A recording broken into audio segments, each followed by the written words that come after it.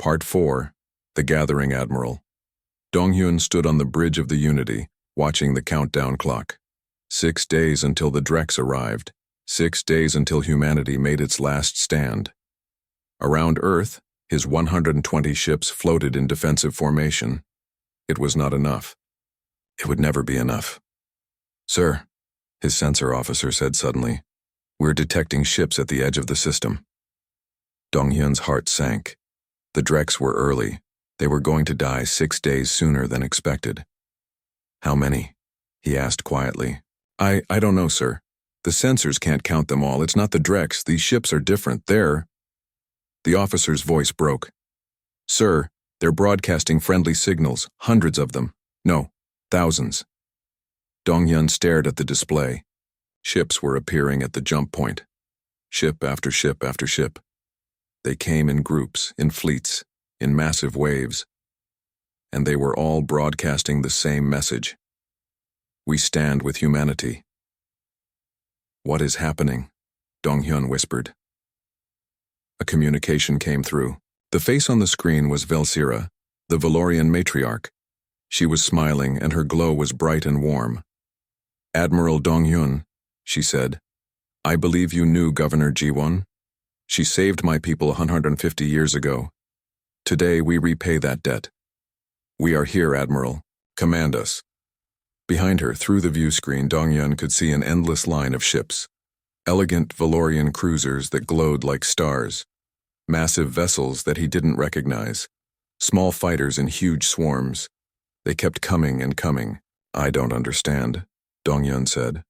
"Who are all these people?" Velsira's smile grew wider. "Let me introduce you." Over the next hour, representatives from dozens of species contacted the Unity.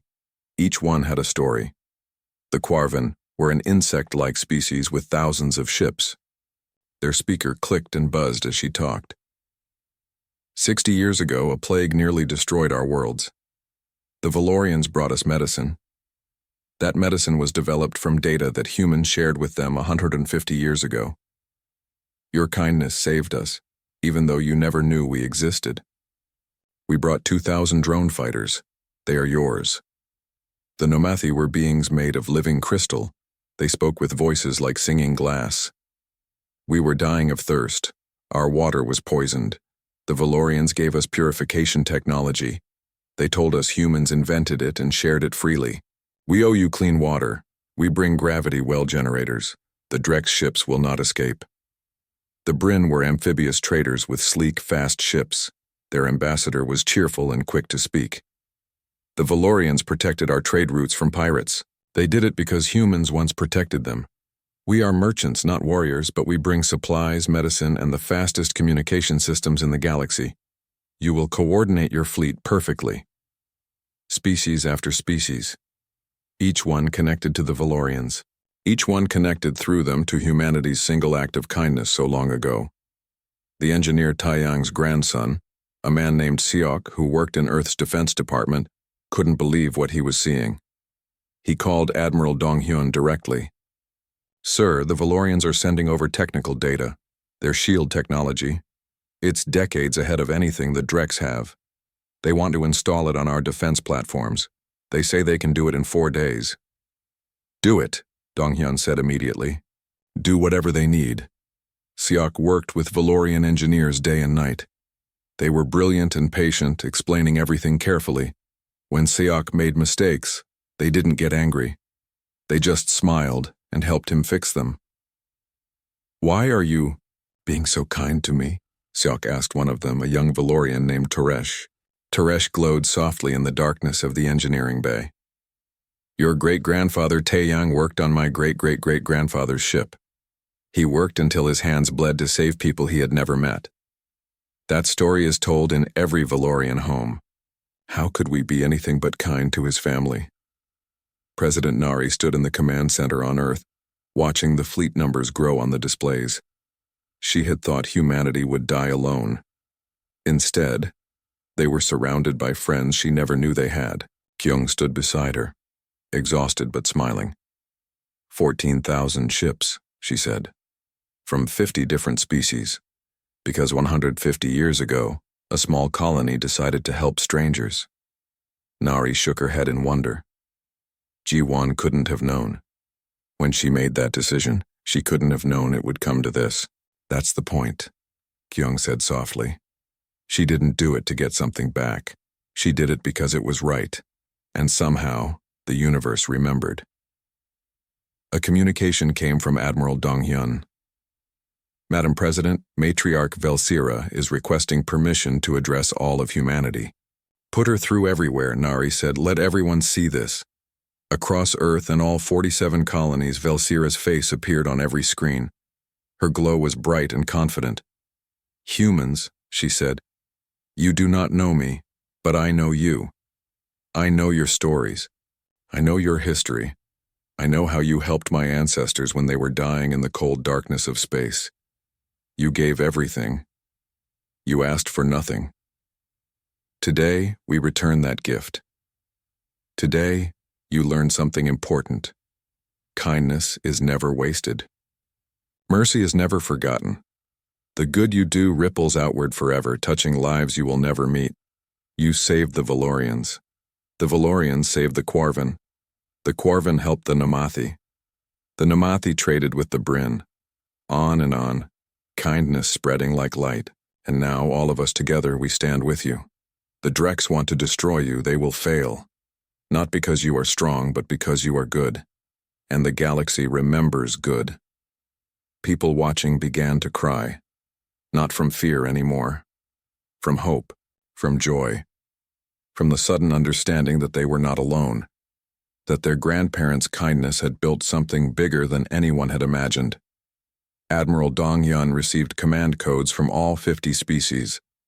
They had all agreed to fight under human command. Velsira had insisted on it.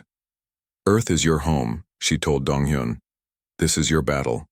We are here to support you, but the final decisions are yours. Dong-hyun gathered his best tacticians. He worked with a brilliant strategist named Mirai, who had studied alien warfare for years. Together, they designed a defense plan. We won't just defend, Mirai said, her eyes bright with fierce determination. We'll show the Galactic Council what happens when you attack innocent people. We'll show them that power without honor means nothing. The Allied fleet took position around Earth. The Valorians formed the front line with their advanced shields. The Quarvan drones spread out in massive clouds. The Namathi positioned their gravity generators at key points. Human ships held the center, protecting their home world. Civilians on Earth watched from the ground. Children who had been terrified days before now played in the streets, their parents no longer afraid to let them outside. An elderly woman named Sora stood in the memorial park on New Haven Colony. She was 150 years old, kept alive by advanced medicine. She had been just a little girl when her mother Ji-won made the decision to help the Valorians. Mom, Sora whispered to the statue of her mother in the park. They came back, just like they promised. They remembered. On the third day, President Nari made a broadcast to the entire galaxy. She knew the Galactic Council would hear it. She knew the Drex would hear it. She wanted everyone to hear. My name is Nari, President of Humanity, she said. Her voice was strong and clear. The Drex hegemony has threatened to destroy us based on lies. They say we are violent and dangerous, but look at who stands with us. Look at the 50 species who have come to our defense. These are species that know us by our actions, not by false evidence. The Drex rule through fear. We build through friendship. The Drex conquer through force. We connect through kindness. If the Drex want Earth, they will have to fight through everyone who remembers what humanity truly is. They will have to destroy everyone who believes that mercy matters. Good luck with that. The message spread across the galaxy. On the Galactic Council's homeworld, representatives watched in stunned silence. Some species began to speak up, saying they had always doubted the Drex's claims about humanity. Others remained quiet, afraid. But a crack had formed. The Council's unity was breaking. In the cold darkness of space, the Drex fleet dropped out of faster-than-light speed at the edge of the Sol system. 4,000 warships, ready to destroy humanity. They found 14,000 ships waiting for them. Drex Fleet Commander Vorkath stared at his sensors in disbelief. This was impossible. Where had all these ships come from? Why would these species defend humanity? He opened a channel to the Galactic Council, demanding they order the allied species to stand down. The council representatives argued among themselves. Some wanted to stop this. Others were too afraid of the Drex to act. In the end, the council did nothing. They simply watched. Vorkath made his decision. His orders were clear: destroy humanity. He would carry them out no matter how many ships stood in his way. All vessels, he commanded, attack formation. We will break through their lines and burn Earth to ashes. Admiral Dong-hyun received the alert. The Drex were moving forward. The battle was about to begin. He took a deep breath and opened a channel to all 14,000 ships. "This is Admiral Dong-hyun," he said. "Today we fight for humanity, but we also fight for something bigger. We fight to show the galaxy that kindness has power, that mercy has strength, that good people standing together can defeat any evil. All ships, battle stations, for Earth, for our friends, for everyone who believes in doing what's right." 14,000 voices answered as one. For Earth. The battle began. Part 5, The Reckoning. The Drex fleet moved forward like a wave of metal death. 4,000 warships advancing in perfect formation. Commander Vorkath was confident. He had destroyed countless species before. Humanity would be no different. The Allied fleet waited. Admiral Dong-hyun watched the distance close on his displays. His hands gripped the armrests of his command chair. Beside him, strategist Mirai counted down quietly. "They're entering weapons range in 30 seconds, she said. "All ships hold position," Dong-hyun ordered.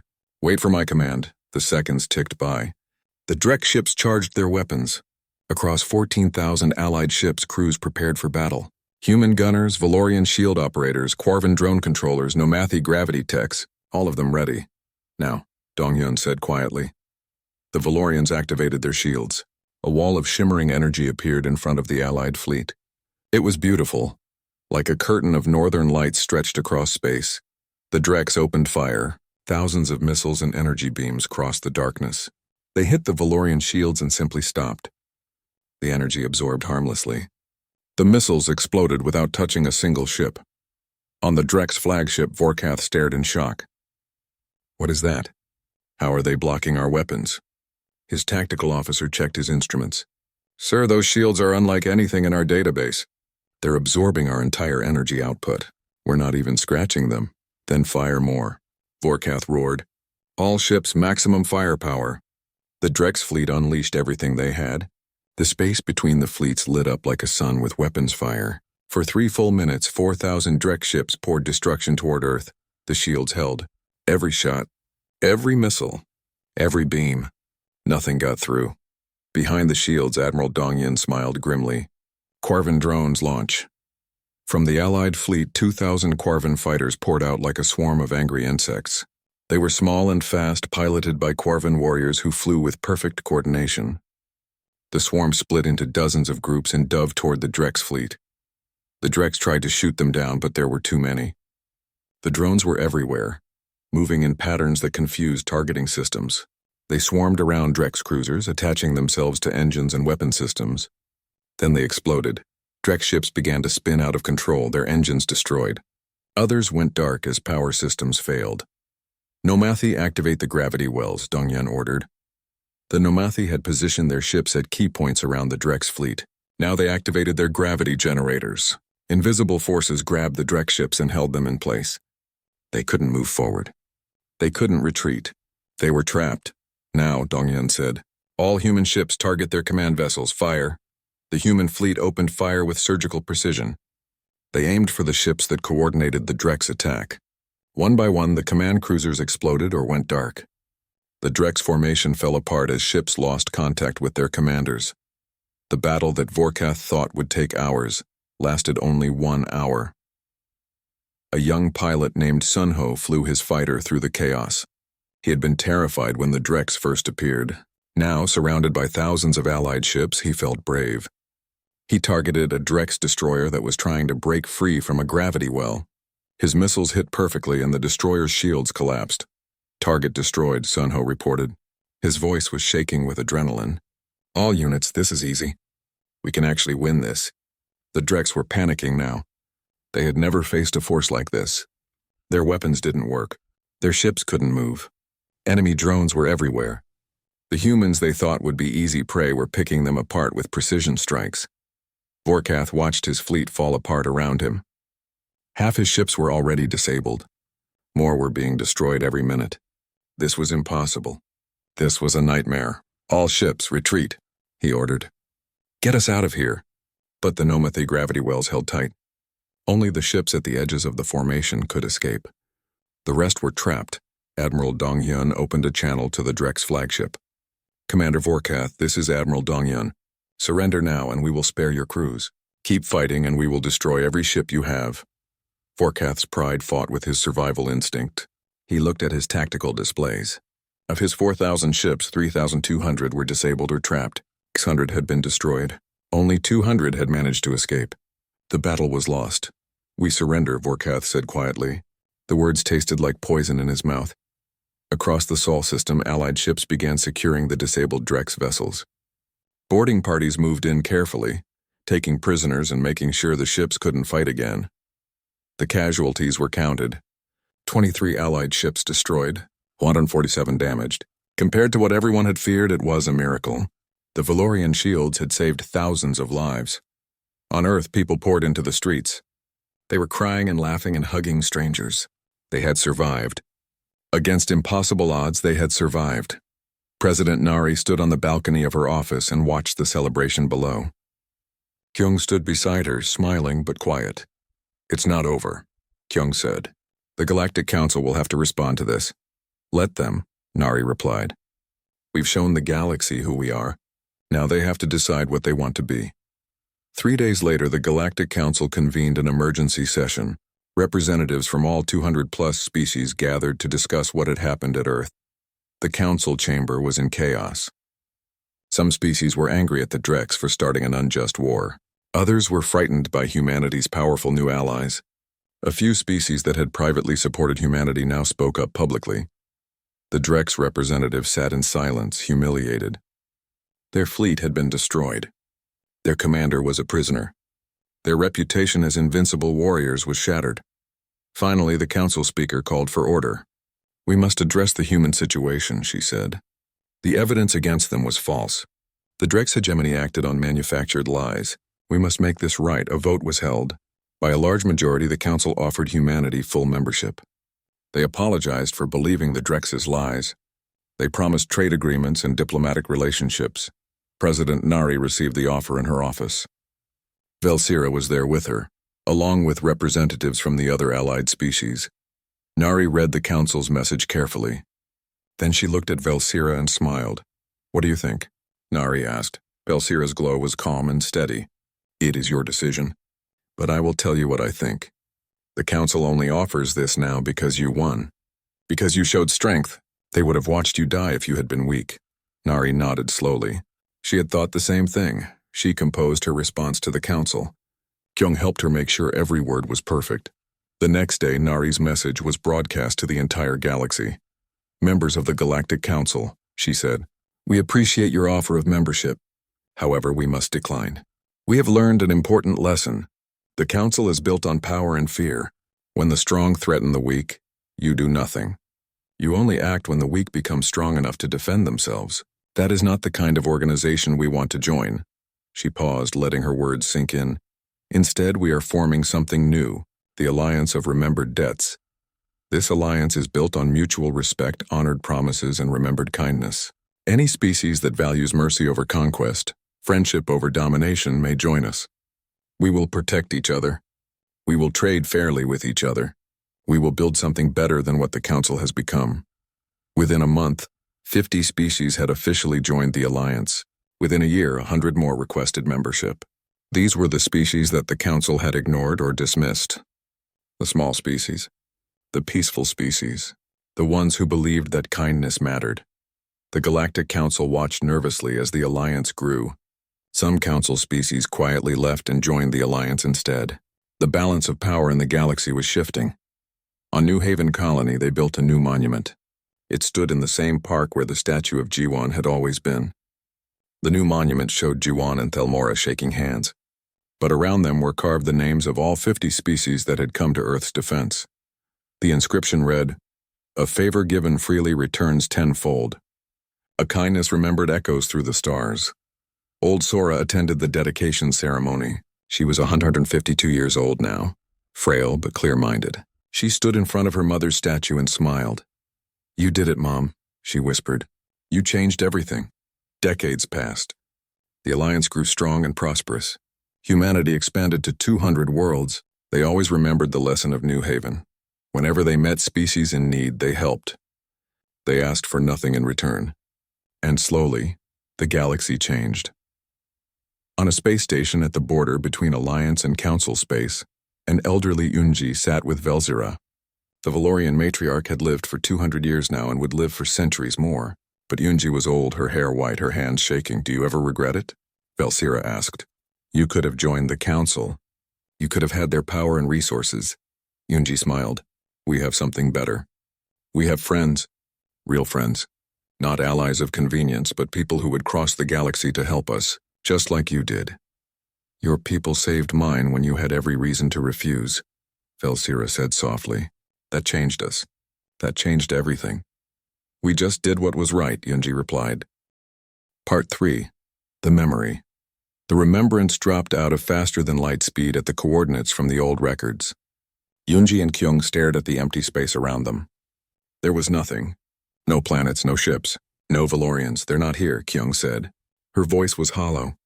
They had traveled for 2 weeks, and Earth was counting on them. Now they had found nothing. Yunji checked her instruments. "These coordinates are 150 years old. They probably moved on. Found a better system. We just need to figure out where they went." "How?" Kyung asked. "We don't have time to search the whole outer rim. Earth has less than 2 weeks left." Yunji set her jaw. She had not come this far to give up. "We start with the nearest inhabited systems. We ask questions. Someone must have seen them." For 3 days they jumped from system to system. They found small mining colonies, trading outposts, and frontier worlds. Most places had never heard of the Valorians. Some didn't want to talk to humans at all. News of the Drex's ultimatum had spread.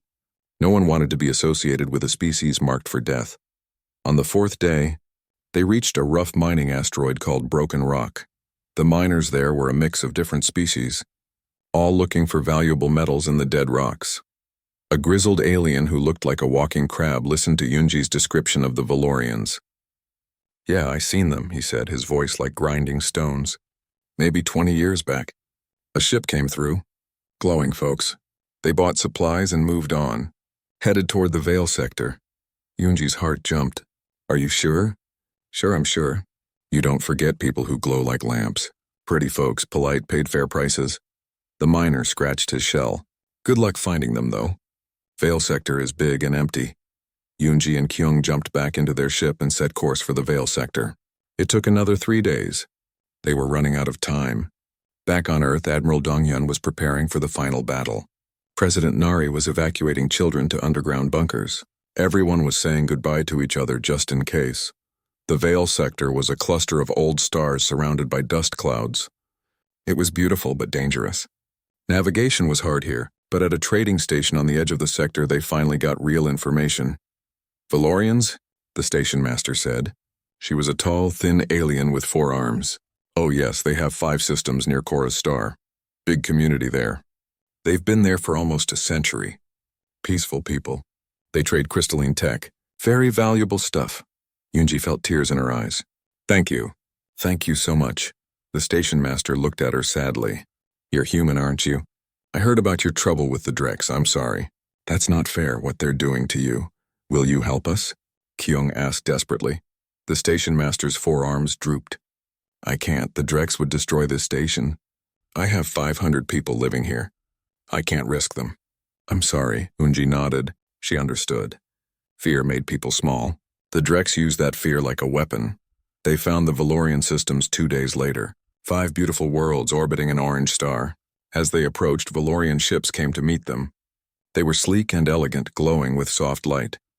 "Human ship, this is the Valorian Defense Fleet," a voice said over the radio. It was musical and warm. "State your purpose." "We need to speak to your leaders," Yunji said. Please, it's urgent. It's about Earth and New Haven Colony, and something that happened 150 years ago. There was a long pause. Then the voice said, "Follow us. The matriarch will see you." They landed on a planet covered in cities that looked like they were made of glass and light. Valorians walked the streets, their bodies glowing in different colors. Children played in parks. Music floated through the air. It was peaceful and prosperous. A Valorian woman met them at the landing pad. She was tall and elegant, and her glow was a deep, rich blue. "I am Velsira," she said, matriarch of the Valorian collective. "You mentioned New Haven?" Yunji and Kyung told her everything. They showed her the old records. They explained how humanity had helped the Valorians when they were dying, how Governor Jiwon and her people had given up so much, how they had asked for nothing in return. Then they told her about the Drex, about the lies, about Meridian Station, about the 28 days until Earth was destroyed. Velsira listened in silence. Her glow pulsed and changed colors as emotions moved through her. When they finished, she was quiet for a long time. "You did not come here to ask for help," she finally said. Yunji shook her head. "No, we came to say goodbye. We wanted you to know that humanity's last act was trying to warn our old friends. We wanted you to know we never forgot your people.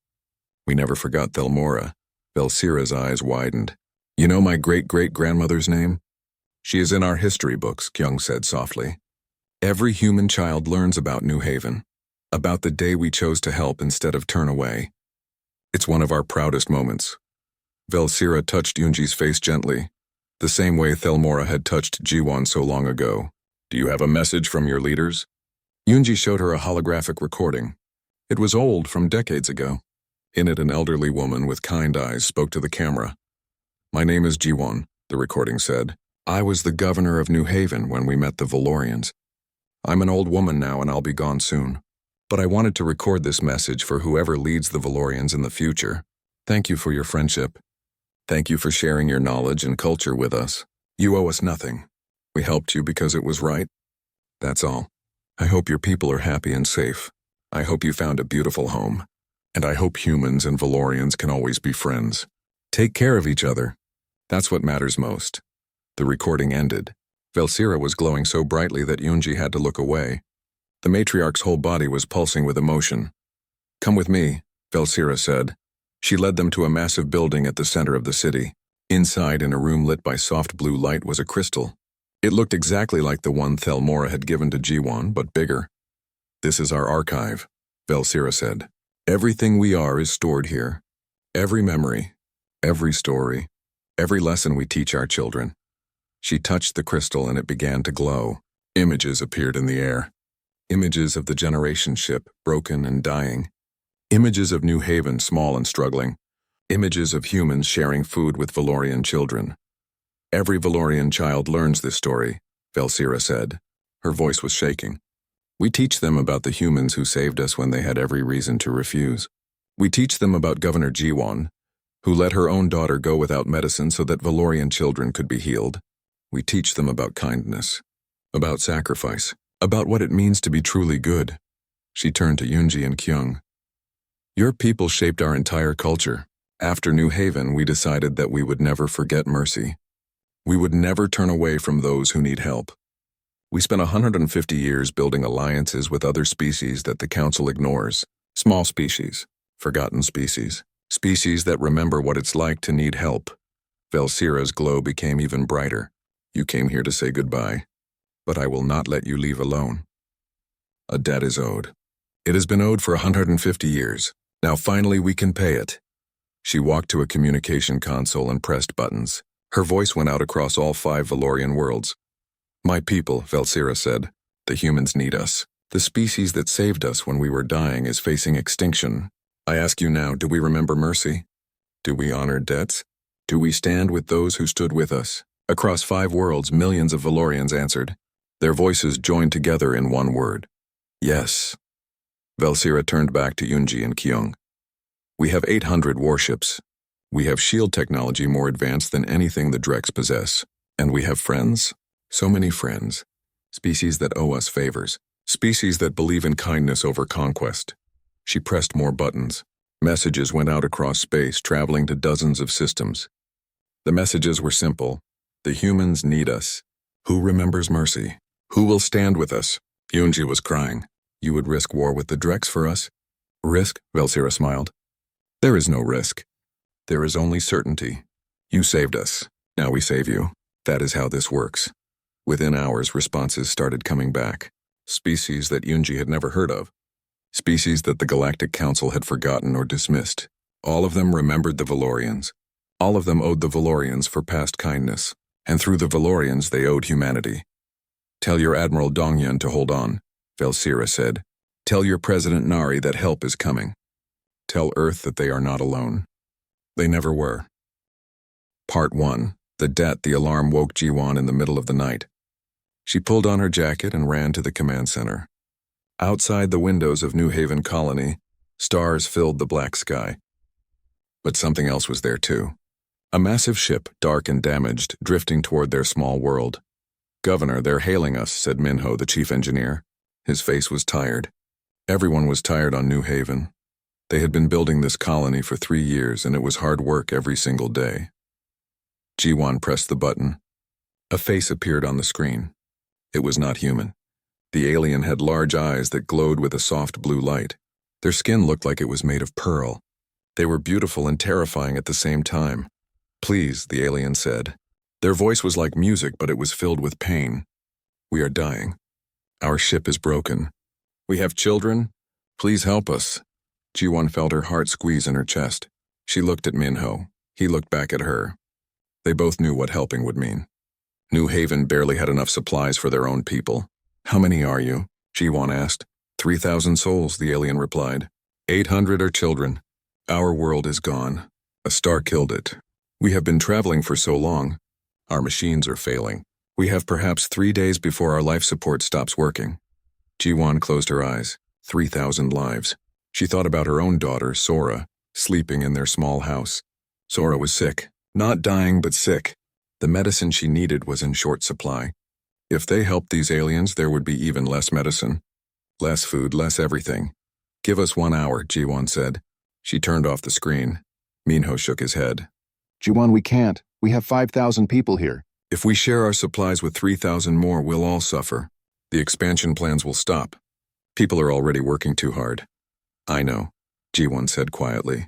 Call everyone to the meeting hall. We vote on this. That's how we do things here. 2 hours later, every adult in the colony sat in the big meeting hall. Jiwan stood at the front and explained everything. She did not hide the truth. Helping the aliens would hurt them. They would have less food, less medicine. Their plans to build more homes and farms would have to wait. Maybe for years. But they have children, Jiwan said. They have nowhere else to go. Their world is dead. If we don't help them, they will die in 3 days. An old woman named Bongsoon stood up. She was a farmer, and her hands were rough from years of work. I came to New Haven to build something good, she said. Something better than what we left behind on Earth. If we turn away people who need help, what are we building? What kind of place is this? A young man named Daehyun stood next. My children will go hungry if we do this. I don't like that. But I want them to grow up knowing their father did the right thing. I vote yes. We help. One by one, people stood. Some cried. Some looked angry. But when Jiwan counted the votes, every single person had voted yes. All 5,000 colonists agreed to help the aliens, even though it would cost them greatly. The aliens called themselves Valorians. Their leader was an old woman named Thelmora. When she came down to New Haven, she walked slowly, like every step hurt. Her body glowed softly in the dark. You would do this? She asked Jiwan. You would suffer for strangers? Yes, Jiwan said simply. That's what people do. Thelmora touched Jiwan's face with her long fingers. They were warm. I have lived 300 of your years, she said. I have met many species, but I have never met anyone like humans, never. The work began immediately. Minho and his best engineer Hyeri went up to the Valorian ship. It was huge inside, like a floating city, but everything was breaking. Wires sparked. Lights flickered. The air was too hot and smelled wrong. This is bad, Hyeri said. We need parts we don't have. Then we make them, Minho replied. We don't let these people die. For 2 weeks, Minho and Hyeri worked 20 hours a day. They took apart machines from New Haven and rebuilt them to fit the Valorian ship. A young engineer named Taiyang joined them. He was smart and fast, and he learned the Valorian technology quickly. On the ground, the colony shared everything. Families opened their homes to Valorian children. The medical center filled with sick Valorians. Dr. Sunmi worked until she could barely stand. She used half of their medicine supplies in the first week. Jiwon's daughter, Sora, came to her one night. "Mom, I heard the other kids talking. They said there's no medicine for me anymore because we gave it to the Valorians." Jiwon knelt down and held her daughter's hands. "Sora, some of the Valorian children were much sicker than you. They needed the medicine more. You're going to be okay. It will just take longer. Can you be brave for me?" Sora nodded, but her eyes were wet with tears. "Are we doing the right thing?" "Yes, baby. We are." The Valorian children played with human children. At first, everyone was scared of each other. But children make friends easily. Soon they were laughing together. Even though they spoke different languages, they drew pictures for each other. They shared toys. They learned that being different on the outside didn't matter much. After 6 weeks, the Valorian ship was fixed. It was not perfect, but it would fly again. It would keep them alive until they reached the distant world they had chosen as their new home. On the last day, Thelmora asked to speak to everyone. The humans and Valorians gathered in the open field outside the colony. The old alien woman stood tall, and her glow was brighter than before. "Humans of New Haven," she said, "you saved us when you had every reason to refuse. You fed us when you were hungry. You healed us when you had sick of your own. You did this expecting nothing in return. My people will never forget this. Never." She reached into her robe and pulled out a small crystal. It glowed from inside like it held a star. "This is our history," Thelmora said, giving it to Jiwon. "Our science, our art, our stories. Everything we are is in this crystal. We give it to you freely as you gave to us freely. And I make this promise. If humans ever need help, if you ever face danger or death, my people will come. No matter how far, no matter the cost. This debt will be paid." Jiwon took the crystal. It was warm in her hands. "You don't owe us anything," she said. "That is why we owe you everything," Thelmora replied. The Valorians left the next morning. Their ship rose into the sky, and the humans watched until it became a small light among the stars, then disappeared. Jiwon held Sora's hand. Her daughter was getting better, slowly but surely. "Will we ever see them again, Mom?" Sora asked. "I don't know," Jiwon said. "Maybe not. But that's okay. We didn't help them to get something back. We helped them because it was right, but Jiwon was wrong. They would see the Valorians again. In 150 years, when humanity faced its darkest hour, the Valorians would remember, and they would come. The debt would be paid." Part 2. The Fall Admiral. Dong-Yun stood on the bridge of the warship Unity and stared at the holographic display. The numbers made his stomach hurt. His fleet had 120 ships. The enemy had 4,000. It was not a fight. It was an execution. "Sir, the Council is responding to our transmission," said his communications officer. Dong-Hyun nodded. For 3 months, humanity had been trying to talk to the Galactic Council. The Council was a group of more than 200 alien species that controlled most of the known galaxy. They had been peaceful for thousands of years. Humanity had applied to join them 5 years ago. The Council had said no. Worse, they had believed lies about humanity. The Drex, the most powerful military species in the Council, had told everyone that humans were dangerous, violent, unpredictable. They had shown the Council false evidence, fake records of human crimes that never happened. Now the Drex wanted humanity gone, erased, dead. A face appeared on the screen. It was a Drex commander, a creature that looked like an armored lizard standing on 2 legs. Its eyes were cold and yellow. "Admiral Dong-Yun," the Drex said. Its voice was hard and emotionless. "You have 30 days to dismantle all your faster-than-light ships. You will abandon every human colony except Earth. Your people will remain in your home system for the next 500 years. If you refuse, we will destroy you. All of you." Dong-Yun felt anger rising in his chest, but he kept his voice calm. "We have done nothing wrong. We are a peaceful species. We follow the laws. Why are you doing this?" "The Council has decided," the Drex replied. "Humanity is a contamination. You spread too fast. You are too aggressive. You must be contained or eliminated. You have 30 days to decide." The screen went black. Dong-Yun turned to his crew. They were all young, all scared. Most of them had families on Earth or on one of the 47 colony worlds. "Get me President Nari," he said quietly. On Earth, in the capital city of New Seoul, President Nari sat in her office and listened to the report. Her advisor, a smart woman named Kyung, stood beside her with tears in her eyes. "They're really going to do it," Kyung said. "They're going to kill us all." Nari was old now, almost 80 years. She had been president for 15 years, and those years had been good. Humanity had explored, built new worlds, met alien species, and traded fairly with everyone. They had followed every rule. They had been good neighbors, and now they were going to die for crimes they didn't commit. "Have we heard from any of the other council species?" Nari asked. "Has anyone spoken up for us?" Kyung shook her head. "No one wants to oppose the Drex. They're too powerful. Some species sent private messages saying they're sorry, but they won't help. We're alone." Across human space, people panicked. On the colony world of Meridian Station, families rushed to pack their belongings. They wanted to get on ships and flee. But flee where? The Drex controlled the jump points. There was nowhere to run.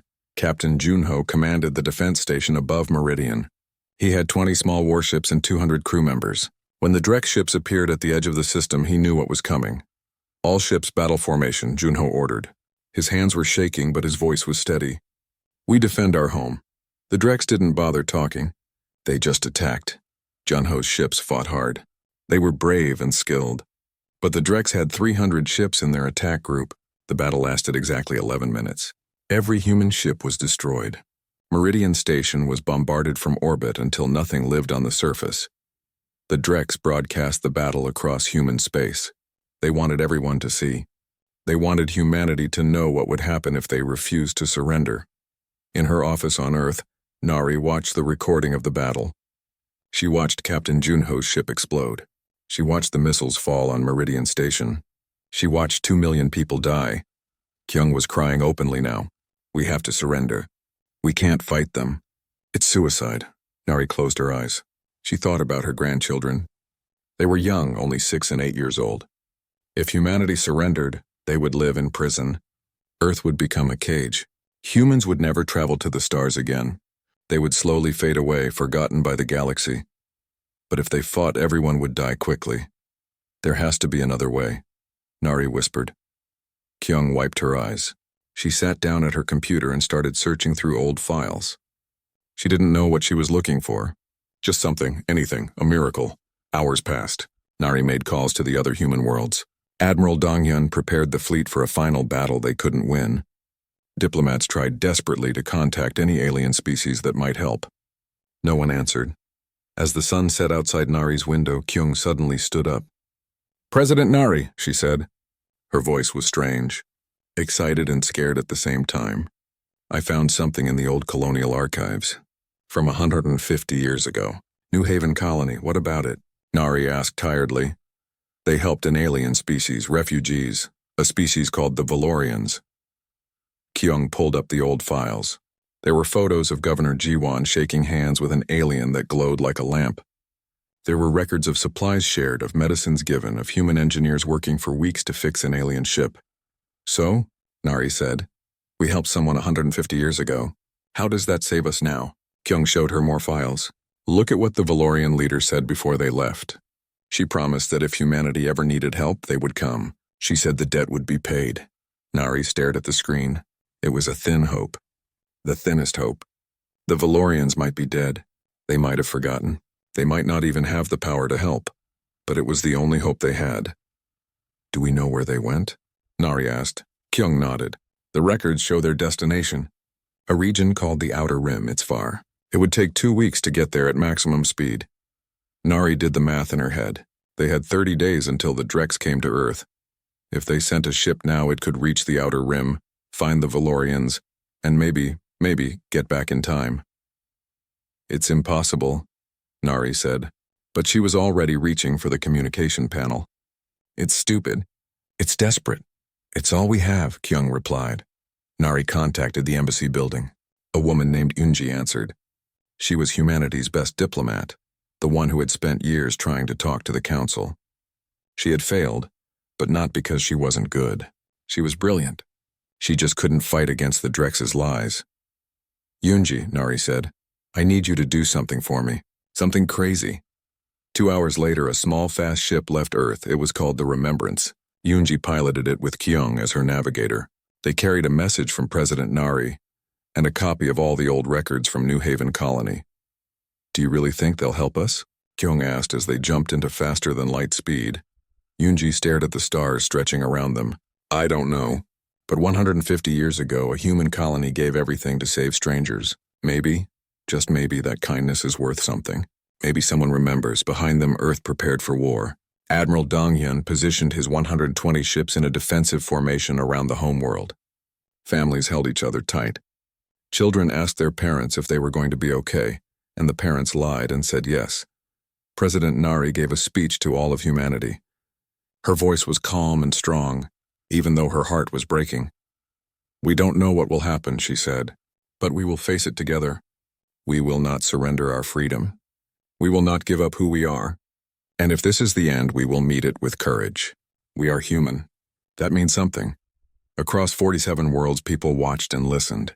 Some cried, some prayed, some held weapons and prepared to fight. They were all afraid. In the darkness of space, the Drex fleet moved toward Earth like a storm of metal and death.